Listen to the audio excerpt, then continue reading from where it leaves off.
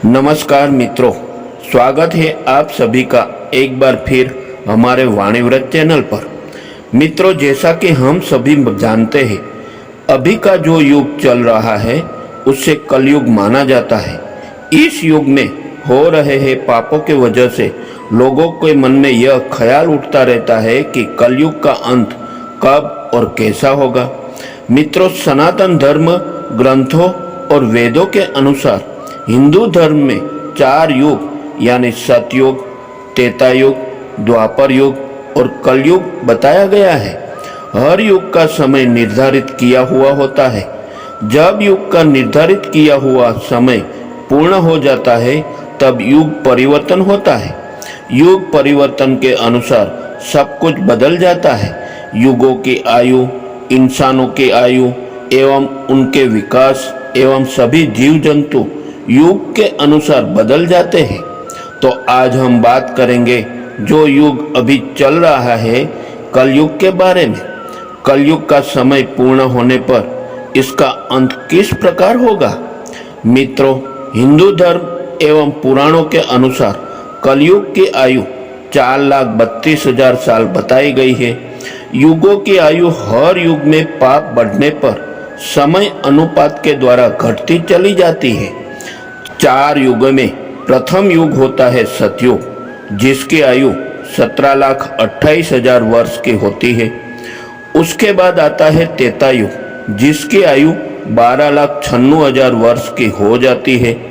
उसके बाद आता है द्वापर युग, जिसकी आयु 8,64,000 वर्ष की होती है। और अब चल रहा है कलयुग, जिसकी आयु 4,32,000 साल की है। शास्त्रों में सबसे पहला और सबसे बड़ा युग सतयुग माना गया है। यह 17,28,000 वर्ष का होता है। इसमें मनुष्य की आयु करीब 1,00,000 वर्ष के आसपास बताई गई है और मनुष्य की लंबाई 32 फीट होती थी। इस युग में भगवान ने मत्स्य अवतार, वराह अवतार और नरसिंह के रूप में नरसिंह अवतार लिए थे। इस युग की मुद्रा रत्नमय और पात्र स्वर्ण के थे। इस युग में पाप बिल्कुल नहीं यानी 0% और पुण्य 100% हुआ करता था। इस युग में सत्यवादी राजा हरिश्चंद्र भी हुए थे। सत्यवादी राजा हरिश्चंद्र, जिन्होंने सत्य की रक्षा के लिए खुद के परिवार और अंत में खुद का बलिदान कर दिया था। सतयुग के बाद दूसरा बड़ा युग त्रेता युग है। इसकी आयु करीब 12,96,000 वर्ष की बताई गई है। इस युग में मनुष्य की आयु लगभग 10,000 वर्ष की होती थी।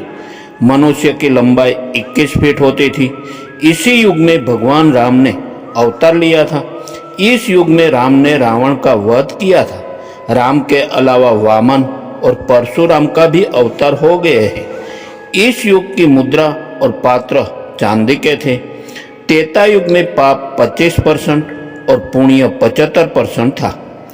तीसरा युग, जिसे द्वापर युग कहा जाता है, इसकी आयु 8,64,000 वर्ष की थी और इसमें मनुष्य लगभग 1,000 वर्ष आयु तक जीवित रहते थे। इस युग में मनुष्य की लंबाई 11 फीट हुआ करती थी। इस युग में भगवान ने श्री कृष्ण के अवतार लेकर कंस का संहार किया था और महाभारत काल भी इस युग में चला था। इस युग की मुद्रा चांदी और पात्र तांबे के थे। द्वापर युग में पाप की मात्रा बढ़कर आधी हो गई थी। उस समय पाप 50% और पुण्य 50% हो गया था। शास्त्रों के अनुसार कलयुग को आखिरी और सबसे छोटा युग बताया गया है। इस कलयुग की आयु करीब 4,32,000 वर्ष की है। मनुष्य की अधिकतम आयु 100 वर्ष के आसपास है और लंबाई 5 से 6 फीट तक है। द्वापर युग के बाद आता है कलयुग, जो अभी चल रहा है। आज के युग में कलयुग अभी बहुत अधिक बढ़ चुका है। इस युग में पाप की मात्रा 75% और पुण्य की मात्रा 25% माना गया है। माना जाता है कि इस युग में भगवान कल्कि के रूप में एक ब्राह्मण परिवार में अवतरित हो गए। इस युग की मुद्रा लोहा और पात्र मिट्टी के बताए गए हैं। मित्रों, कलयुग का अंत एवं अंतिम चरण कैसा होगा, इसका उल्लेख पुराणों में मिलता है। तो तो चलिए जानते हैं कि कलयुग का अंत एवं अंतिम चरण कैसा होगा।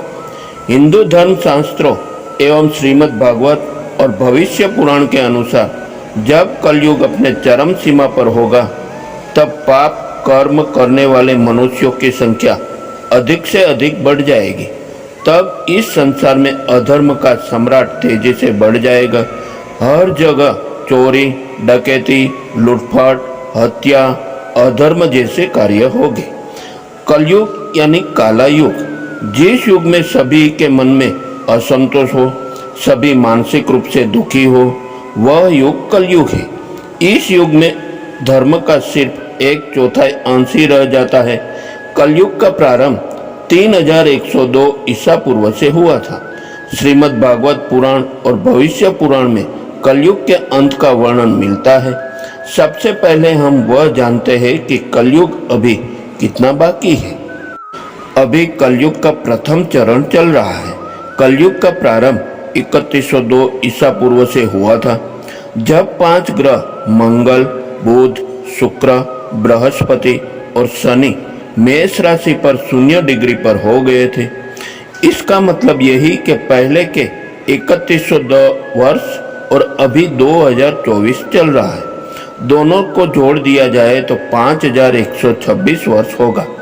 अर्थात कलयुग अभी 5126 वर्ष ही बीता है और 4,26,874 वर्ष अभी बाकी है। कलयुग के अंत में समाज हिंसक हो जाएगा। लोग एक दूसरे के संकट की सहायता नहीं करेंगे और इंसान इंसान की हत्या करने में जरा भी खिंचाएगा नहीं। कलयुग के अंत में स्त्रियों अपने पति की इज्जत नहीं करेंगे और पराये पुरुष से संबंध रखेंगी। जो बलवान हो और वह धनवान हो उसी का शासन होगा। तब इंसानों की आयु 10 से 20 वर्ष की ही रह जाएगी। मनुष्य 16 वर्ष की आयु में ही वृद्ध हो जाएगा और स्त्रियों 8 से 10 वर्ष की आयु में ही गर्भवती होने लगेगी। कलयुग के अंतिम चरण में चारों वर्णों के लोग शूद्र के समान हो जाएंगे। सभी एक दूसरे को लूटने में रहेंगे। मानवता नष्ट हो जाएगी। जो बलवान होगा उसी का राज रहेगा। अपनी प्रशंसा के लिए लोग बड़ी बड़ी बातें बनाएंगे, किंतु समाज में उनकी निंदा नहीं होगी। कलयुग में लोग शास्त्रों से विमुख हो जाएंगे। अनैतिक साहित्य ही लोगों को पसंद आने लगेगा। बुरी बातें होगी और बुरे शब्द ही बोले जाएंगे।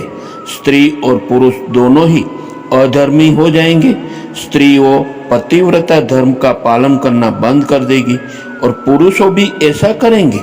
स्त्री और पुरुष से संबंधित सभी वैदिक नियम विलुप्त हो जाएंगे। जब कलयुग का अंतिम समय आएगा उस समय मनुष्य की लंबाई 4 से 5 इंच रह जाएंगी और धरती का तापमान इतना होगा कि सभी लोग गड्ढे खोद कर रहेंगे। लोग भूख प्यास से मरने लगेंगे और गाय भैंस बकरी की तरह छोटी छोटी हो जाएंगी और दूध देना बंद कर देंगे। पेड़ पौधे फल देना बंद कर देंगे और सूख कर नष्ट हो जाएंगे। पृथ्वी की भूमि उपजाऊ अंश 5 से 7 फीट अंदर चले जाएंगे। भूमि पर अन्न का दाना ना के बराबर उगेगा। लोग भूख प्यास से दम तोड़ने लगेंगे। पृथ्वी लोक से सभी देवी देवता विलुप्त होकर अपने स्थान चले जाएंगे एवं गंगा सहित सभी भारत की पवित्र नदियां सूखकर स्वर्गलोक चली जाएंगी। जब चारों तरफ अधर्म का साम्राज्य बढ़ जाएगा और लोग भूख प्यास से तड़प तड़प कर मरने लग जाएंगे। तब पुराणों के अनुसार भगवान विष्णु के 10वें अवतार भगवान कल्कि का जन्म होगा। भगवान विष्णु कल्कि अवतार में समस्त संसार से मात्र 3 दिनों में ही पापियों का सर्वनाश करके पुनः धर्म की स्थापना करेंगे। जब कलयुग में सारे पापियों का सर्वनाश हो जाएगा उसके बाद कलयुग के प्रभाव को खत्म करने के लिए पृथ्वी पर लगातार 12 वर्ष तक मोटी एवं मूसलधार वर्षा होगी, जिससे समस्त पृथ्वी जलमग्न हो जाएगी। इसके बाद एक साथ 12 सूर्य का उदय होगे और जलमग्न हुई पृथ्वी का जल सुखा देगी। फिर धीरे धीरे लोग साधु पुरुषों की सेवा, दान, सत्य एवं प्राणियों की सेवा में तत्पर होंगे। इससे धर्म की एक चरण की स्थापना होगी। उस धर्म से लोगों के कल्याण की प्राप्ति होगी, लोगों को गुणों में परिवर्तन होगा और धर्म से लाभ होने का अनुमान होने लगेगा। श्रेष्ठ क्या है, फिर इस बात पर विचार करने से तो धर्म ही श्रेष्ठ दिखाई देगा। जिस प्रकार धर्म की हानि हुई थी, उसी प्रकार धीरे धीरे धर्म की वृद्धि प्राप्त होगी और धर्म को पूर्ण तरह से अपना लेने पर लोग सतयुग देखेंगे। तब फिर इस पृथ्वी पर नई भूमि और नए युग का निर्माण होगा, जो सतयुग के नाम से जाना जाएगा। तब इस संसार में फिर से धर्म और जीवन की स्थापना का संभव होगा। मित्रों, उम्मीद करता हूँ इस वीडियो से कलयुग के अंत के बारे में थोड़ा ज्ञान तो अवश्य मिला होगा। मित्रों, अगर हमारे चैनल पर नए दर्शक बनकर आए हैं तो अपना आशीर्वाद कमेंट बॉक्स में प्रस्तुत करें। वीडियो को लाइक, शेयर और सब्सक्राइब करना ना भूलें। धन्यवाद।